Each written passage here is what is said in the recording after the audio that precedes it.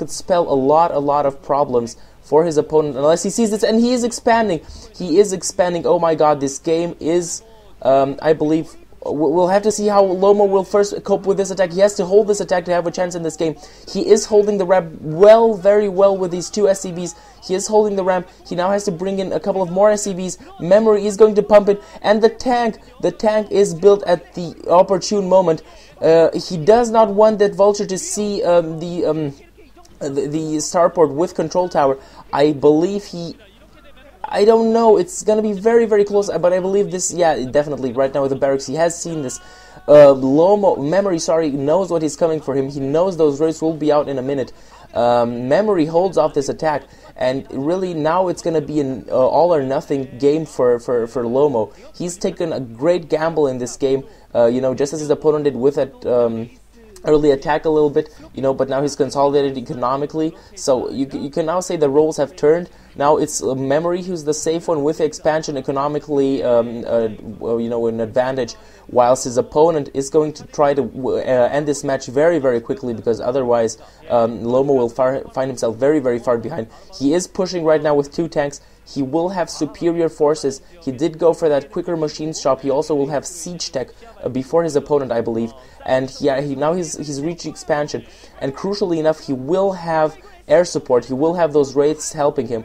And really, I must say, it will be a battle of micro, and it will be a battle of how quick these guys can reinforce in this battle. If Lomo can take down Memory's expansion, he can even up the game and perhaps even push in and finish it towards the main.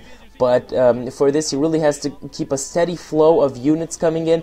Goliath, in the meantime, I missed the armory for Memory, but he does have a Goliath. However, on the other side, the Wraith is right now cloaked. Soon enough, however, we'll also see the comsets, so comsets will be cast, and then also the Wraith will be forced to retreat. Trying to keep the tanks and the Goliaths at bay with the Wraith, and yeah, great comset there, pushing back the Wraith, coming with the barracks also to get the overview of what's happening in over there. It's really. Oh my god, and siege mode! Siege mode goes online, killing one tank. He has to unsiege. He has to unsiege very quickly right now. Lomo unsieging, managing to, again, take down one of the tanks of Memories. And Memory has crucially lost that battle. You can see, sorry by the way for using the word crucially so often. I don't know why I do it. I just kind of like the word, yeah, whatever.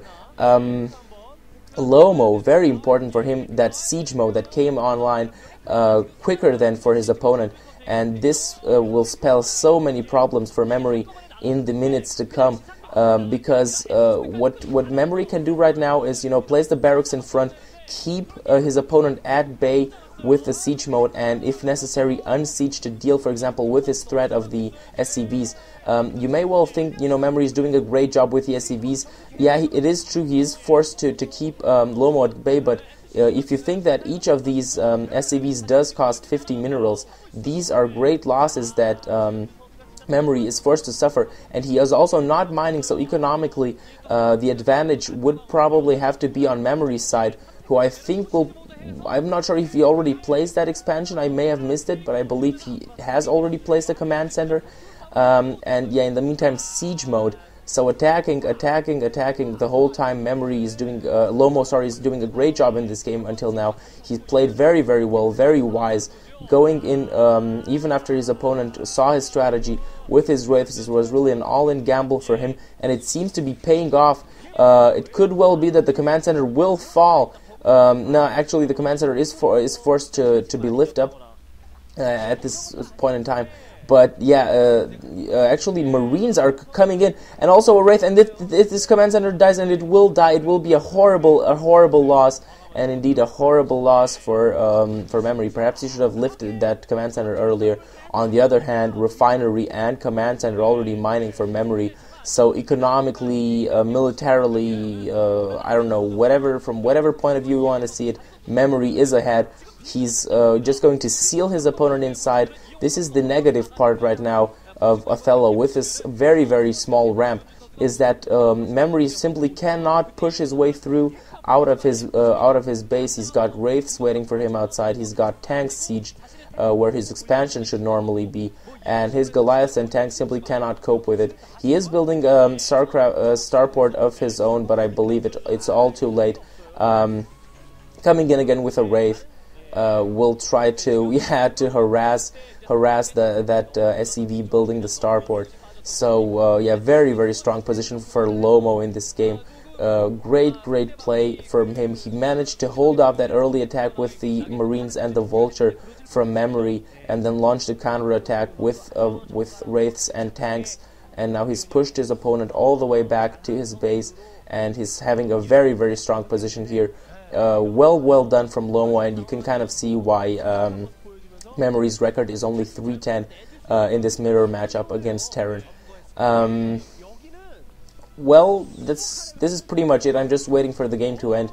I'm just waiting for Memory to anytime now. Simply, he's building the command center. He knows that economically he will be far behind.